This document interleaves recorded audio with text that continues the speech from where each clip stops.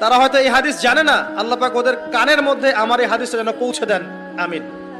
নবী সাল্লাল্লাহু আলাইহি ওয়াসাল্লাম বলেছেন, আমি মেরাজের রাতে যখন গিয়েছি তখন এক শ্রেণীর মানুষকে দেখেছি, ওদেরকে শাস্তি দেয়া হচ্ছে। কি শাস্তি? জাহান্নামীদের রক্ত এবং পুজ ওদেরকে খেতে দেয়া হচ্ছে। জিবরাইল আলাইহিস সালামকে জিজ্ঞাসা করা হলো যে এরা কারা? তিনি বললেন, এরা আপনার উম্মতের সেই সব ব্যক্তি যারা মাদকদ্রব্য সেবন করত।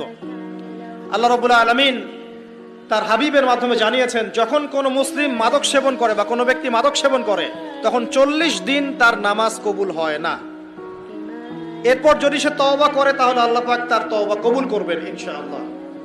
যদি সে আবারও মাদক খায় তওবা করার পর, আবার 40 দিন তার নামাজ কবুল হবে না। যদি সে আবার তওবা করে আল্লাহ পাক আবার তাকে মাফ করে দিবেন।